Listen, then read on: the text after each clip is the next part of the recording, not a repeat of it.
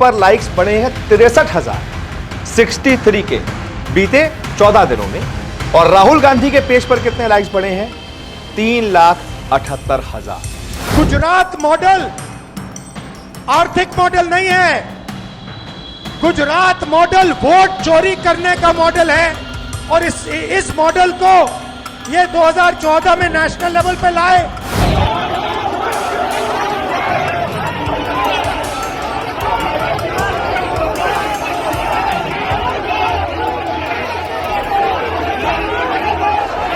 दोस्तों, बिहार का चुनाव गिनती के दिन बचे हैं। राहुल गांधी और तेजस्वी यादव हर बढ़ते दिन के साथ भारतीय जनता पार्टी को पीछे धकेलते हुए नजर आ रहे हैं। और यह बात मैं इसलिए कह रहा हूं क्योंकि भारतीय जनता पार्टी मानो उसको ऐसा लग रहा है कि अब बिहार उसके हाथ से निकल रहा है। और शायद यही वजह है कि उसने गोदी मीडिया के अपने पालतू एंकर्स को बिहार में आरजेडी और कांग्रेस के पीछे छोड़ दिया है। मामला पूरा क्या है यह मैं आपको बताऊंगा कि कैसे रेवंत रेड्डी और एमके स्टालिन के वोटर अधिकार यात्रा में शामिल होने को अंजना ओम कश्यप ने मुद्दा बना दिया और अपने ही जाल में फंस भी गई हैं। यह भी मैं आपको बताऊंगा आपको कैसे प्रधानमंत्री नरेंद्र मोदी और भारतीय जनता पार्टी की सरकार ने अंतर्राष्ट्रीय स्तर पर भारत की एक नए सिरे से बेइज्जती कराने का एक तरीके से नया प्लान तैयार कर लिया है। डॉलर को लेकर के कैसे सरकार अब बैकफुट पर है और कैसे अमेरिका हमको चिढ़ा रहा है, सारी चीजें इस वीडियो में आपको समझाने वाले हैं, दिखाने वाले हैं। लेकिन सबसे पहले मैं बात शुरू करूंगा बिहार से। दोस्तों, बिहार में वोटर अधिकार यात्रा चल रही है और उससे पहले जो लोकप्रियता का आलम है राहुल गांधी का, उसने कई कोस पीछे प्रधानमंत्री नरेंद्र मोदी को छोड़ दिया है। न्यूज़ 24 के डिजिटल प्लेटफॉर्म ने एक रिपोर्ट किया, दोनों के सोशल मीडिया हैंडल का एनालिसिस किया, जिसमें साफ तौर पर बताया गया कि किस तरीके से प्रधानमंत्री नरेंद्र मोदी के फॉलोअर्स हर मायने में हर प्लेटफॉर्म पर राहुल गांधी से ज्यादा होने के बावजूद किस तरीके से जबरदस्त एंगेजमेंट कांग्रेस को मिल रहा है, राहुल गांधी को मिल रहा है। यानी कि आप ये समझ लीजिए, अगर फेसबुक की बात करें तो 63,000 बीते 14 दिन का एनालिसिस किया गया। 63,000 लाइक नरेंद्र मोदी को और 378 लाइक 3,78,000 लाइक जो है वो राहुल गांधी को मिले, जबकि फॉलोअर्स की संख्या कम है। कमोबेश यही स्थिति इंस्टाग्राम से लेकर के एक्स तक हो चुकी है।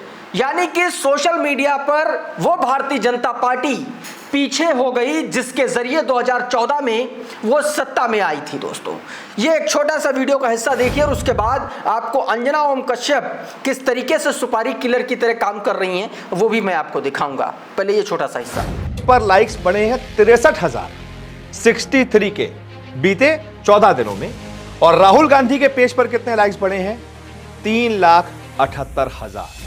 जैसे बीजेपी और कांग्रेस के पेज पर हो रहा था ना, वैसे ही पीएम मोदी और राहुल गांधी की भी जो नेक टू नेक अगर आमने सामने की टक्कर है ना, उसमें राहुल गांधी की। तो दोस्तों, इस तरीके से यह पता चलता है कि किस राहुल गांधी और तेजस्वी यादव की लोकप्रियता का आलम क्या। उधर राहुल गांधी ने गुजरात मॉडल की पोल खोल दी।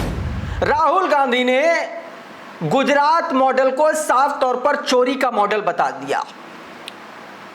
बिहार में बीते दिन राहुल गांधी ने साफ तौर पर इसको लेकर के कहा कि जिस तरीके से बिहार में राजनीतिक दलों को, खासतौर पर भारतीय जनता पार्टी को 4300 करोड़ का चंदा मिला, उस पर सवाल उठाए और उसी से जोड़ते हुए राहुल गांधी ने गुजरात मॉडल को विकास का मॉडल नहीं, चोरी का मॉडल बताया है। क्या कुछ कहा राहुल गांधी ने, यह भी देखिए।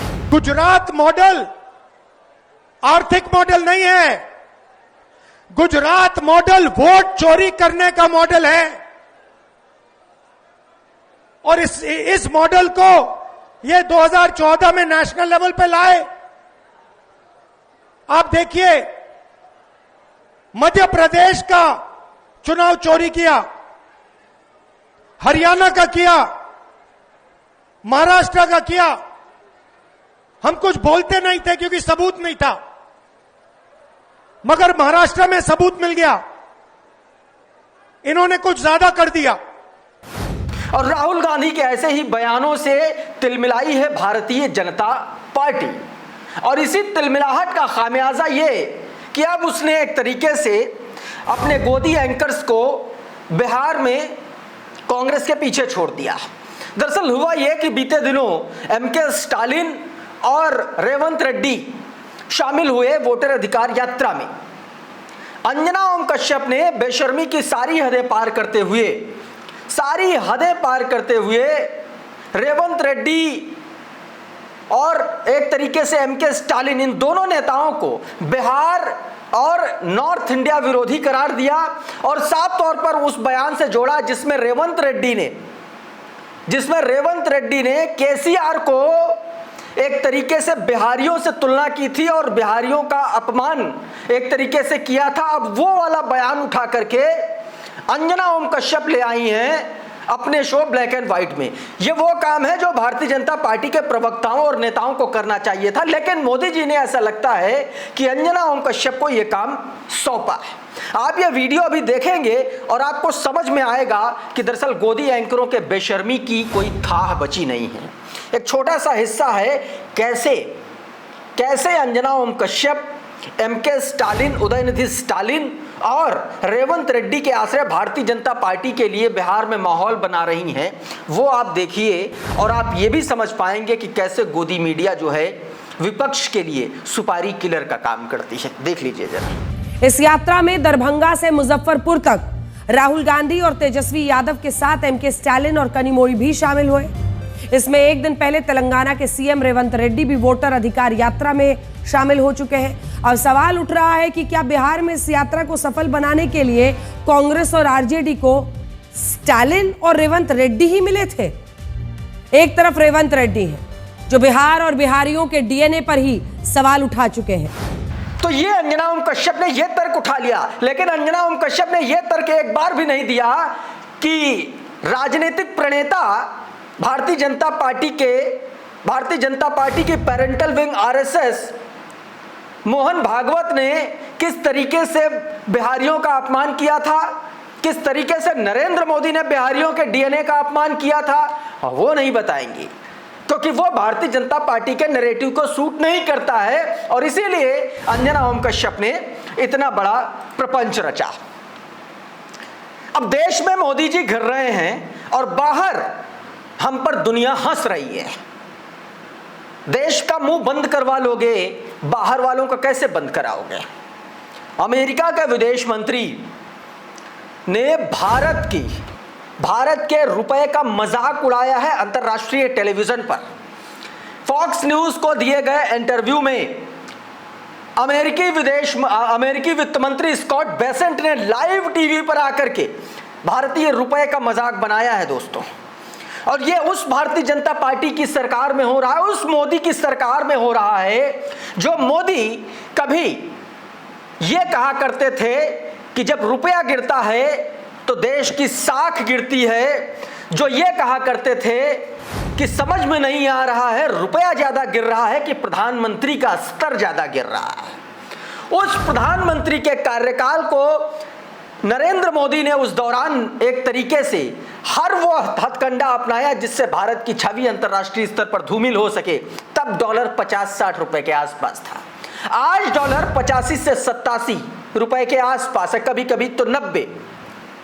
और तब भारत का मजाक उड़ाया जा रहा है, लेकिन भारतीय जनता पार्टी में सुई पटक सन्नाटा है। कैसे मजाक उड़ाया दोस्तों, ये देखिए अमेरिका के विदेश मंत्री ने, देखिए जरा। There are a lot of things I worry about. The rupee becoming a reserve currency isn't one of them. Right. No, I thought you would say that. It's on this trade problem with us. I think the rupee is near an all-time low versus the U.S. dollar. Yeah, great point. Look, I spoke with the. ये तो बात हुई आर्थिक स्तर की। दिनेश चौहान ने ये tweet किया और लिखा कि कोई तो था जो कहा करता था कि डॉलर के मुकाबले रुपया गिरता है तो प्रधानमंत्री की प्रतिष्ठा गिरती है। पिछले 11 साल से प्रधानमंत्री मोदी हैं और रुपया गिरता ही चला जा रहा है। अमेरिका के विदेश मंत्री स्कॉट बेसेंट लाइव टीवी पर रुपए की स्थिति का मजाक बना रहे हैं। इस तरीके की बातें चल रही दोस्तों। उधर ट्रंप के एडवाइजर पीटर नेवरो, उन्होंने अब भारत को अंतरराष्ट्रीय स्तर पर एक तरीके से ऐसा इमेज बनाने की कोशिश की भारत की कि जैसे भारत युद्ध के लिए हमेशा लालायित। दुनिया भर में भारत की छवि अभी तक एक शांतिप्रिय देश की थी, एक ऐसे देश की थी जो युद्ध नहीं चाहता था। लेकिन अब भारत की छवि वही अमेरिका जो भारत के प्रधानमंत्री नरेंद्र मोदी, जिसको दोस्त बताते हैं ट्रंप को, उसी के चेले चपाटे अब भारत को जो है एक तरीके से युद्ध के लिए उकसाने वाला देश बताते हुए चले जा रहे हैं। दोस्तों, एक इंटरव्यू के दौरान साफ तौर पर भारत की छवि को धूमिल करने का प्रयास किया गया और हमारे देश का जो विदेश मंत्रालय है वो नाच रहा है। वो प्रधानमंत्री नरेंद्र मोदी को मुझे लगता है चुनाव जितवाने के लिए ज्यादा काम करेगा। क्या कुछ कहा है, यह भी एक अंतर्राष्ट्रीय बेइज्जती देखिए, और यह भी आप जरूर सोचिएगा कि इस पर चारों तरफ एकदम पूरी तरीके से सन्नाटा पसरा हुआ है। यह बयान सुनिए छोटा सा। And then the taxpayers lose because we got to fund Modi's war, okay? The road to peace runs at least partly right through New Delhi. I mean Modi's war. Because the road to peace runs in part through New Delhi. I mean, that's a lot of money. It's a lot of money. It's a lot of money. अंग्रेजी का बयान है, लेकिन इसका हिंदी तर्जुमा मैंने आपको पहले ही बता दिया। दोस्तों, नरेंद्र नाथ मिश्रा यही वीडियो जारी करते हुए लिखते हैं कि अब अमेरिका को रूस यूक्रेन युद्ध पुतिन वॉर नहीं बल्कि वो मोदी वॉर दिखाई दे रहा है। वैसे इसे हल्के में नहीं लेना चाहिए। अमेरिका भारत की इमेज युद्ध उन्मादी आक्रामक देश बता करके आइसोलेट करना चाहता है। अमेरिका भारत के साथ चीन पर उतना आक्रामक नहीं है। कूटनीतिक चाल आप साफ तौर पर नजर आ रही है, भारत को अलग थलग करने की कोशिश। उधर एक और बड़ी खबर मैं आपको बताता हूं, जरा आपकी स्क्रीन पर है, ये देखिए। ये लल्लन टॉप की खबर है। बताया गया कि मई 2025 के आखिर में एनआईए ने पाकिस्तान के लिए जासूसी करने के आरोप में सीआरपीएफ के एएसआई को गिरफ्तार किया था। अब एक रिपोर्ट में दावा किया गया कि एएसआई 15 ऐसे मोबाइल नंबरों पर बात करता था जो भारतीय सेना, अर्धसैन्य बलों और सरकार के कर्मियों से जुड़े हैं। आप सोचिए कि यह कितना बड़ा युद्ध अपराध है। चारों तरफ सन्नाटा है, गोदी मीडिया से खबर गायब है, कोई चर्चा नहीं इस खबर पर। लेकिन अगर इसी मामले में अगर कोई मुसलमान होता तो तमाम सारे नफरती एंकर टेलीविजन पर प्राइम टाइम डिबेट करते हुए नजर आते, लेकिन इस पर अब कोई डिबेट नहीं होगी दोस्तों, क्योंकि यहां मामला अपना है। उधर दोस्तों एक और बड़ी खबर सामने आई उत्तर प्रदेश से। उत्तर प्रदेश में किस तरीके से मुसलमानों को नाम पूछ करके मारा गया, ये आप देख लीजिए। ये उसी तरीके से है, ठीक उसी तरीके से इसको कहा जाना चाहिए जैसे पहलगाम में आतंकवादियों ने नाम पूछ करके मारा था और भारतीय जनता पार्टी ने इसको पूरी तरीके से भुनाया था।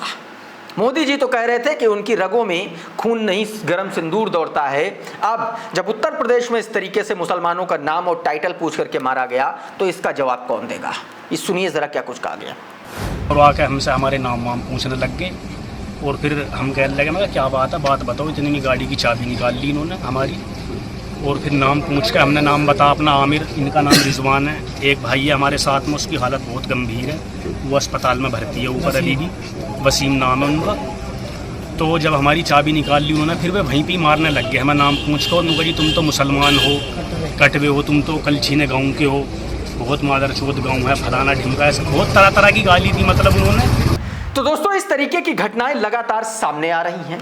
उधर उत्तर प्रदेश में एक और कांड हो गया। भारतीय जनता पार्टी की सरकारों में इस तरीके के कांड एक नॉर्मल बात हो चुके हैं, लेकिन वाकई में ये बड़ी चिंता की बात है। रायबरेली में हुआ क्या कि अधिकारी को पहचाना नहीं दरोगा और सिटी मजिस्ट्रेट को एक तरीके से धक्का दे दिया। ये तस्वीरें देखिए जरा, ये देखिए, ये सिटी मजिस्ट्रेट साहब थे, ये देखिए। रायबरेली में प्रोटेस्ट चल रहा था इस वक्त ब्राह्मण वर्सेस मौर्य समाज, क्योंकि एक टिप्पणी की गई स्वामी प्रसाद मौर्य और मौर्य समाज को खत्म करने को लेकर के। उसके खिलाफ मौर्य समाज और ब्राह्मण समाज सड़कों पर है। इसी दौरान सिटी मजिस्ट्रेट वहां पहुंचे थे और दरोगा जी ने जो है सिटी मजिस्ट्रेट को ही धक्का दे दिया। ये देखिए, ये देखिए, ये देखिए, ये देखिए किस तरीके से धक्का दिया गया। तो अब आप ये समझ सकते हैं कि उत्तर प्रदेश की पुलिस जो है वो कहां से हाँकी जा रही है। उधर दोस्तों सोशल मीडिया पर लल्लन टॉप के एडिटर सौरभ द्विवेदी को ट्रोल किया जा रहा है। क्यों? क्योंकि वो जिस तरीके से काफिले के साथ पहुंच करके रील बनवा रहे हैं उसको लेकर के। ये देखो तमाम तरीके की जो है लग्जरी गाड़ियों के काफिले के साथ वो पहुंचे और इसी काफिले को लेकर के लोग अब लल्लन टॉप और सौरभ द्विवेदी को ट्रोल कर रहे हैं और लिख रहे हैं, सौरभ जैसे उसमें से लिख रहे हैं, BMW के काफिले से उतरा जा रहा है, कार के बाहर सेलिब्रिटी की तरह कैमरामैन इंतजार कर रहे हैं, इस सब की रील बनाई जा रही है, सौरभ द्विवेदी अब सेलिब्रिटी बन गए। साफ तौर पर दोस्तों इस तरीके की बातें कही और लिखी जा रही हैं। कुल मिलाकर के अभी के इस वीडियो में दोस्तों इतना ही। बहुत बहुत शुक्रिया, बहुत बहुत धन्यवाद। आप जुड़े रहिए द लाइव टीवी के साथ। नमस्कार। द लाइव टीवी, सच सबसे आगे।